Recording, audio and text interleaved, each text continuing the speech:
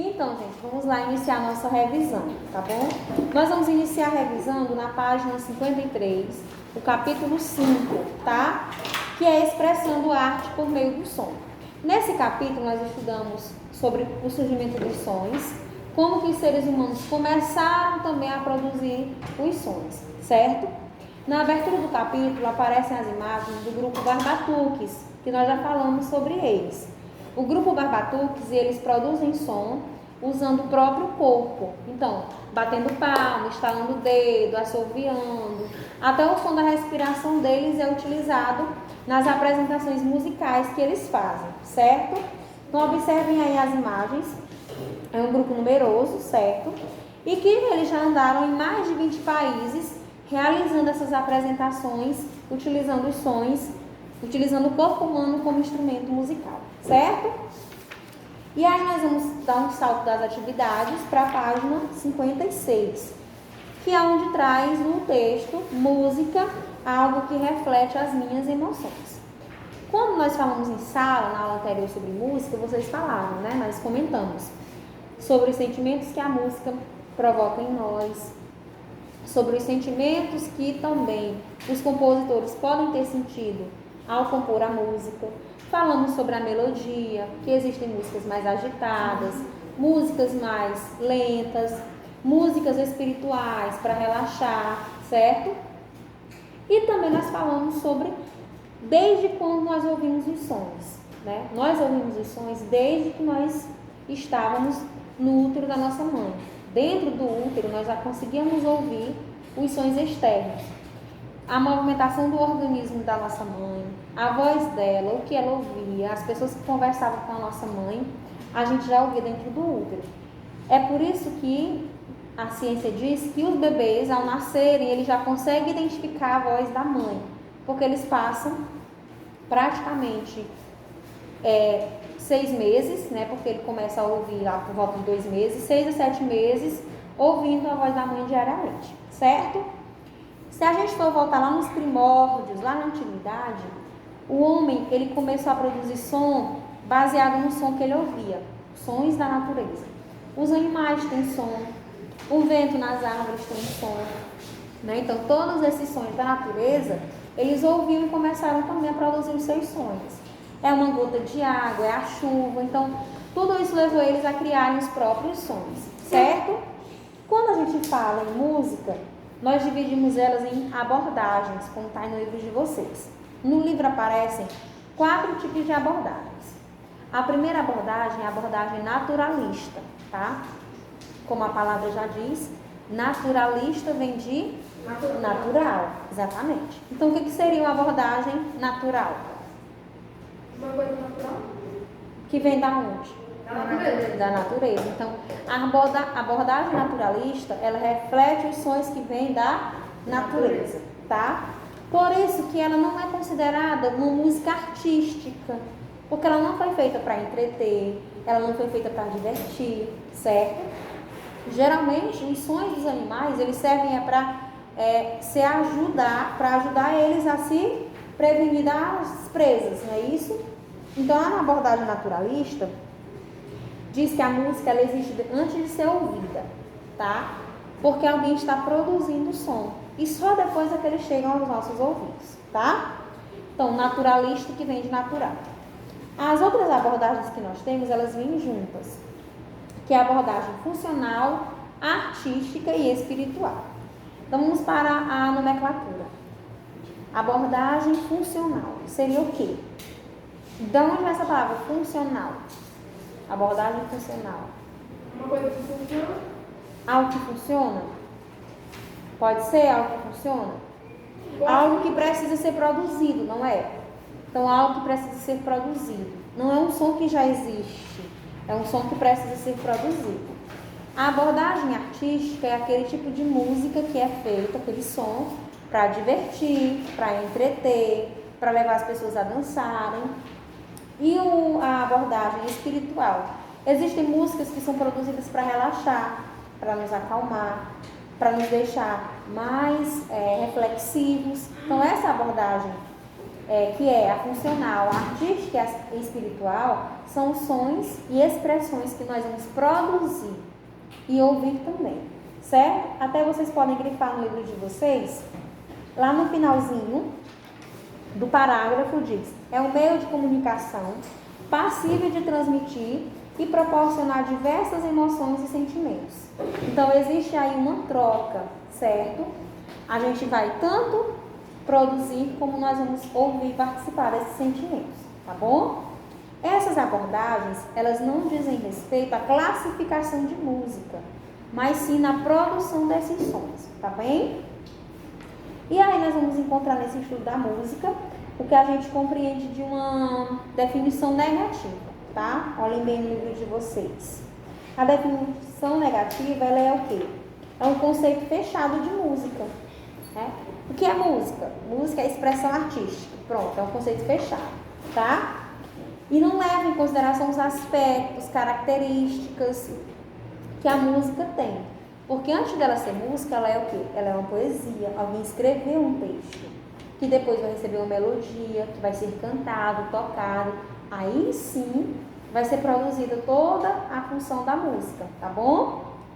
Então, as características que nós temos da música, eles dizem que, por exemplo, o ruído ele não pode ser considerado uma música, um ruído isolado. Para eles, um som isolado, por exemplo, bater na mesa, não é uma música. É um som, mas não é uma música, certo? É isso que eles chamam de definição negativa. Não é um ruído, não, batida. Pois isso, se você só bater um ruído e ele sozinho, isolado, ele não é música. É apenas um som, certo? É isso que os estudiosos dizem.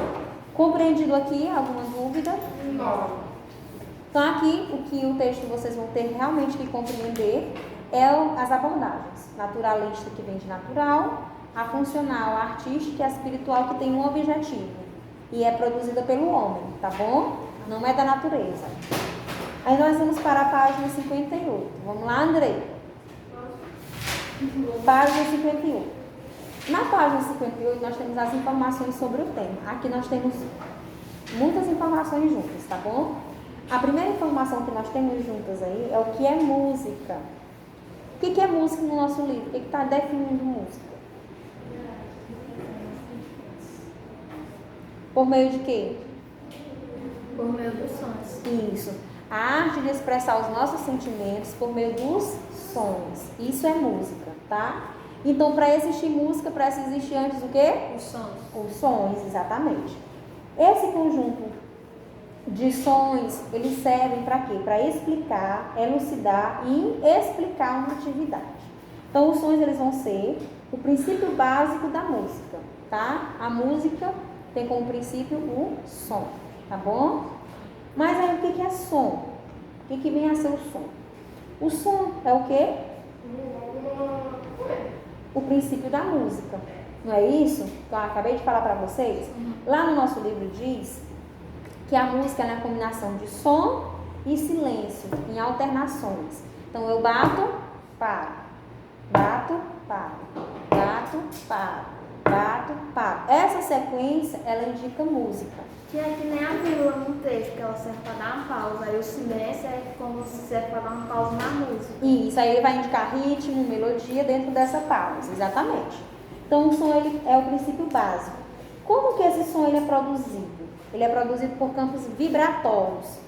Imaginem vocês agora, nesse momento, jogando uma pedrinha dentro de uma água. Quando a gente joga, ela faz um movimento assim, ó. Não faz? Aquelas círculos. Então, aquilo ali são as ondas vibratórias, que a gente não consegue ver no dia a dia, mas estão ali. São aquelas ondas vibratórias que levam e trazem o som aos nossos ouvidos. E aí o cérebro e o ouvido faz a parte de interpretação, certo? Então, aquelas ondas vibratórias é que transmitem a vibração para o nosso ouvido. Quando a gente está num lugar fechado, que a gente grita, que tem o eco, o que acontece? As ondas vão, como é um lugar fechado, elas voltam, exatamente. Então, é o eco, tá? Só que os sons, para a gente compreender essas ondas sonoras, elas vão ser interpretadas de acordo com as suas propriedades. O som, ele tem propriedades, tá? Nós vamos estudar a primeira propriedade do som, que é a intensidade. A intensidade se refere ao volume do som, tá? Volume do som. Lá no livro de vocês diz isso. Pode ser fraco ou forte. Se você joga uma pedrinha bem devagar, as ondas vão ser menores. Mas se você joga com força, com mais intensidade, as ondas vão ser maiores, tá? Então, a intensidade mede o volume do som, se é forte ou se é fraco, tá bom? Outra propriedade do som, a altura. E a gente tem o costume de falar de altura do som, aumenta, baixa o som, aumenta, baixa, referindo-se à altura ao volume. Mas volume é intensidade. A altura se refere a um tom agudo e grave. Quanto mais agudo for o som, mais alto ele será. Quanto mais grosso, mais grave, mais baixo ele será, certo? Então, por exemplo, alguém vai cantar e outra pessoa vai tocar uma música. Digamos que a pessoa ela tem uma voz aguda, tem uma voz fina e longa. E o tocador, ele coloca nas notas musicais uma melodia mais grave. Aí o que a pessoa vai ter dificuldade de acompanhar, porque ela tem um tom alto. Ela canta alto. Ela canta agudo. Então vai ter que ser mudada a maneira de tocar, né? As notações musicais, certo? Então quando fala em intensidade, gente, é volume. Quando fala em altura, é som agudo e grave. Vamos comparar um cantor de ópera. O cantor de ópera tem um som bem agudo. E agora pense num cantor, por exemplo, de rap. Ele tem a voz mais grave, mais grossa, tá? Então, isso é a altura de som. A próxima propriedade que nós vamos estudar é o timbre, lá na página 59. Timbre é algo muito particular, certo? É como se fossem as nossas digitais. Cada pessoa tem o seu, cada instrumento musical tem o seu, tá? A minha voz pode parecer com a de outra pessoa, mas ela nunca será igual, porque o timbre é individual, tá? Pensem aí na batida de um pandeiro. A batida de pandeiro é uma. Agora pensem na batida de um tambor. Eles emitem o mesmo som? Não, porque o tambor tem um timbre mais grave, diferente do pandeiro, 59. Certo? Então, o timbre é pelo timbre que nós distinguimos o som. Por exemplo, uma pessoa fala lá no outro lado da rua, você ouviu e você reconheceu a voz de quem era. Por quê? Porque aquele timbre é familiar a você, tá? O instrumento musical, a flauta, tem alguém tocando flauta na sua vizinhança. Você não está vendo, mas você consegue identificar que é o som de uma flauta, não é? É o timbre do instrumento musical que é a flauta, certo? E a última propriedade é a duração do som, que aí vai ser o tempo realmente do som, certo? Ele vai ser longo ou vai ser curto. Então, se você bater, vocês estão vendo que a batida não é um som tão longo, tá? Existe um som no sino, por exemplo, bateu no sino. Ele demora mais tempo ecoando, não é? Então, ele tem um som mais longo, a duração dele é maior, certo? E estudado o som, vamos para a música, não é, Mirella? Vamos para a música. Se a gente já entendeu o que é o som, que é o princípio da música, agora nós vamos entender o que é a música e os princípios dela, as características e propriedades da música, tá? É muito bom ouvir música, né? Para relaxar, para se divertir, para realizar alguma atividade física, varrer uma casa e estudar. Então, as pessoas ouvem músicas por diversos motivos, tá bom? Eu gosto bastante de, quando eu vou fazer uma atividade da escola, como uma atividade chata, eu boto música bem para ficar bem interessante. Eu boto música de ouvido, boto volume no máximo, né? Tem música que é tão alta que eu acho ainda ela baixa. Certo. Eu tô no meu quarto. E minha mãe tá também na cozinha, lá no passado da cozinha, né? Eu faço de gosto, tá de bola. Eu fico, ai, pelo amor de Deus, eu não consigo. Eu não consigo 100%. Certo. Isso vai de pessoa para pessoa.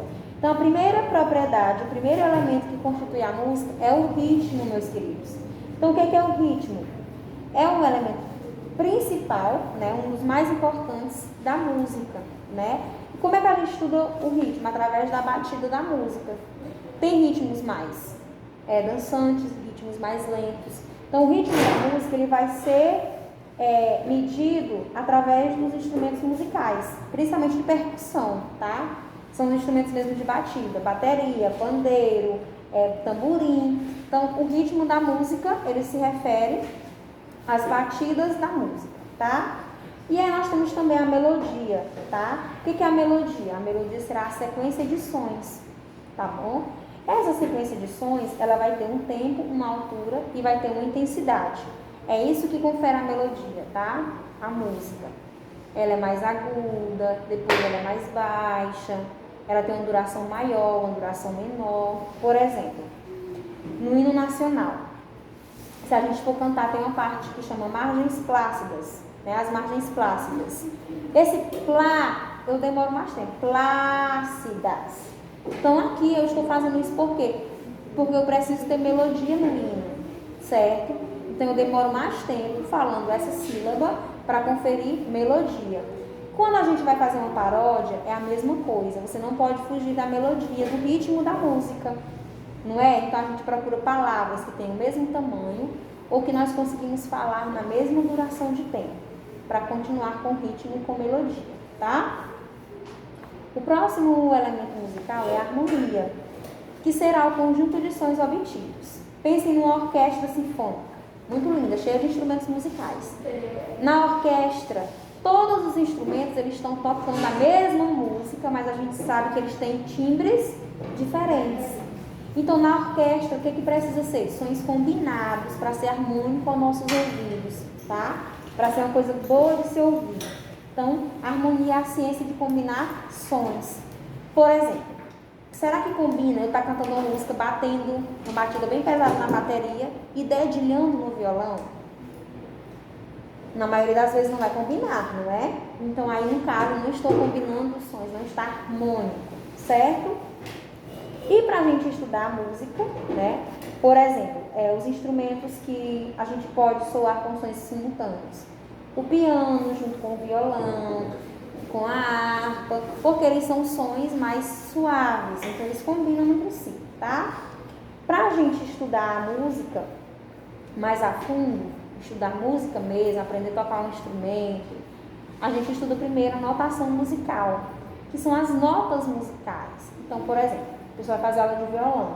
A primeira aula que ele vai ter, né, depois de aprender sobre as cordas, as mais finas, as mais grossas, o som mais agudo, mais grave, ele vai aprender as notas musicais, que vão conferir ritmo, que vão conferir melodia à música, certo? A rítmica, que aí nós vamos estudar a duração dos sons, por exemplo, como eu falei do hino nacional nas margens plácidas, tá? E o solfejo. O solfejo é o quê? É a percepção do som.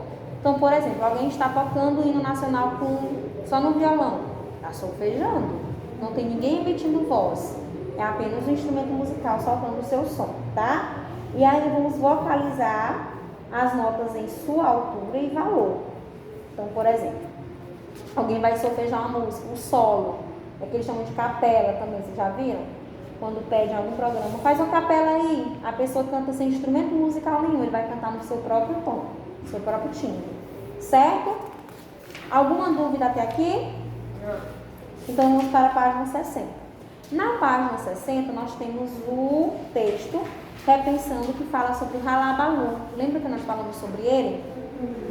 Ralabalu é o quê? Ralabalu é uma espécie de projeto onde se fabrica e se toca ao mesmo tempo os instrumentos. Então, se fabrica com objetos reciclados, materiais reciclados, certo? E aí eles vão aprender a ouvir o som, distinguir o som e produzir um instrumento musical. Por exemplo, vamos produzir um tambor. A gente precisa saber o som do tambor, conhecer o som do tambor, para depois, então, eu poder produzir um instrumento que saia aquele mesmo som, certo? Então, o Ralabalu, ele tem essa intenção e ele tem 3 pilares. A primeira é a experimentação, porque eles vão experimentar, conhecer o som. A segunda é a improvisação, eles vão criar os instrumentos, produzir através do seu improviso. E a criatividade, né? Eles vão ter essa noção de criar algo novo, tá bom? São esses 3 pilares para compor as músicas, certo, queridos? Então, o nosso conteúdo será realmente esse, tá bom? Se tiverem alguma dúvida, podem perguntar. Não? Ok? Então agora vamos para a correção da atividade, certo?